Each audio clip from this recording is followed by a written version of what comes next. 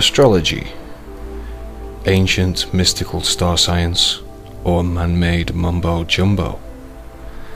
Love it or loathe it, astrology has been around for thousands of years. Here's an Egyptian depiction of the night sky. The Egyptians believed that the constellations were the representation of their pantheistic gods and goddesses. Astrologers focus on the area of the night sky known as the ecliptic, as seen here.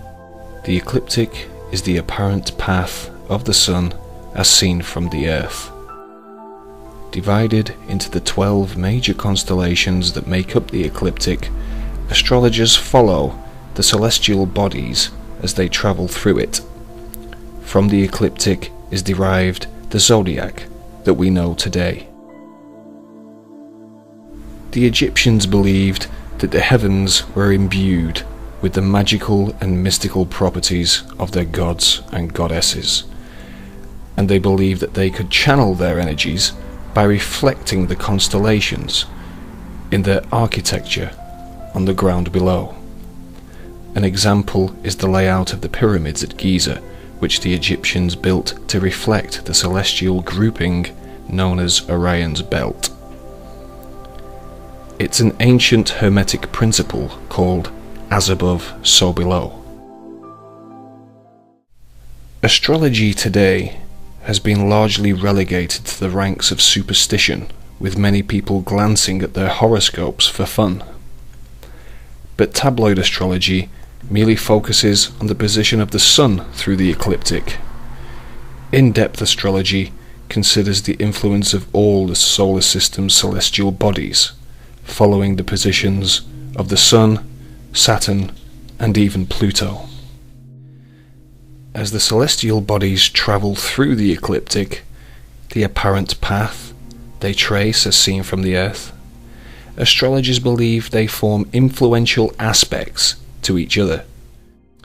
This in-depth astrology is used in occult circles, such as secret societies, like the Order of the Golden Dawn, with its complex occult symbolism.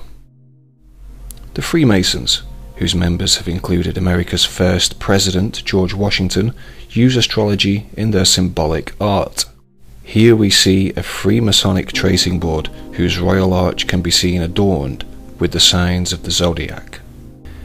On the Freemasonic apron, the all-seeing eye of Horus, an Egyptian symbol. At the George Washington Masonic Monument, we see a giant compass and square depicted.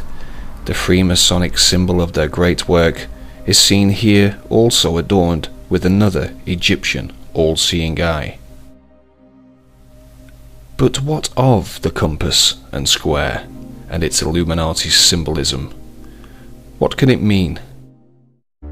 In the Divine Pymander is revealed the Hermetic maxim, as above, so below, as pictured by this tarot card of a magician with one hand up and the other hand down. As above, so below. And what that means is that in esoteric thought, in everything that is above is reflected down below.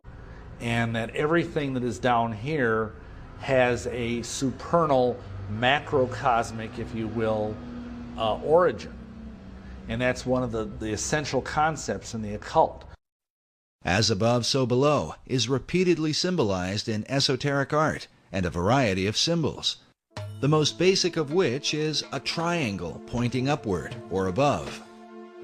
This is accompanied by a second triangle pointing downward below. When combined, they form a hexagram, commonly recognized as the Star of David, one of the most dominant symbols in the occult. Removing the base of the triangles, one can see the outline for the square and compass of Freemasonry.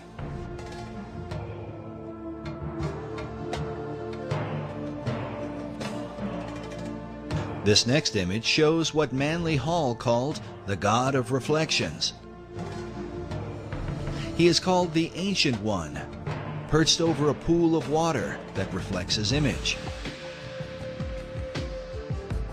Notice also how the placement of his arms and the crown upon his head form two triangles like a Star of David, while on his chest is a Maltese cross positioned upward and then reflected again down below.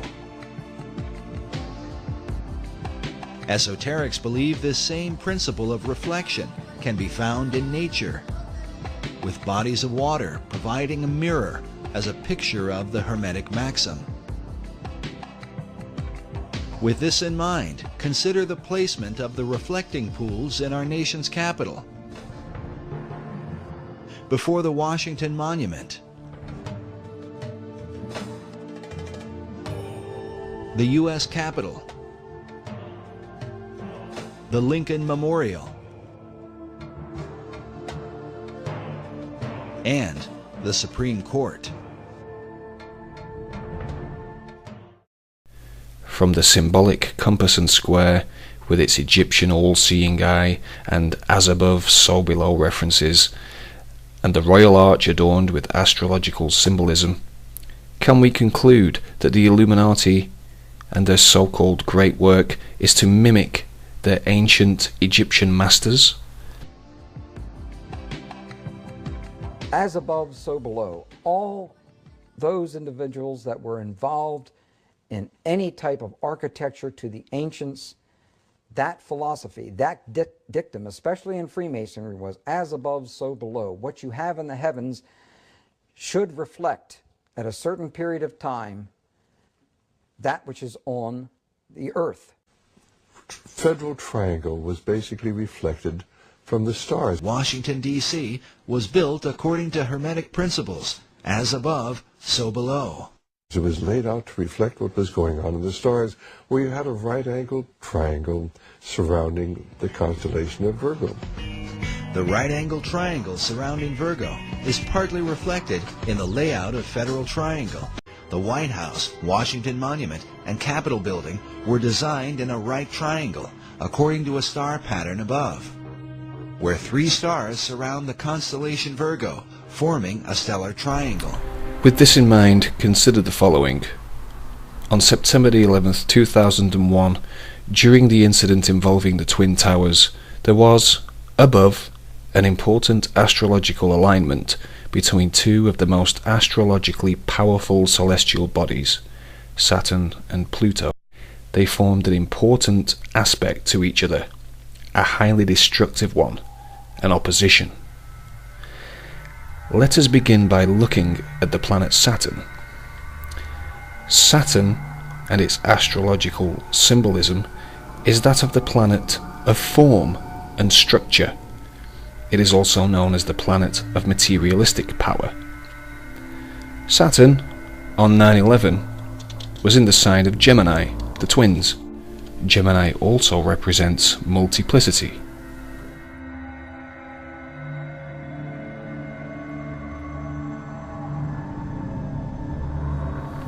Now let us consider Pluto.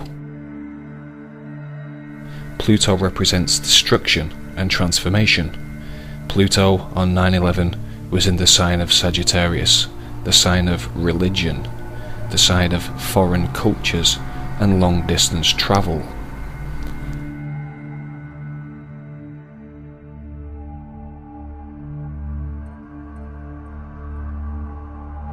Is the planet of structure in the sign of the twins enough to give us an as above, so below reflection? Is Pluto in the sign of religion enough to give us the as above, so below reflection on 9/11?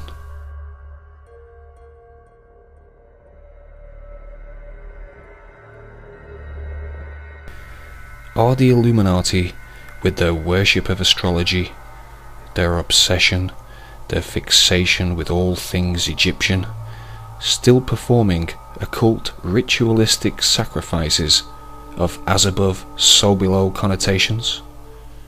Or do you believe in magic?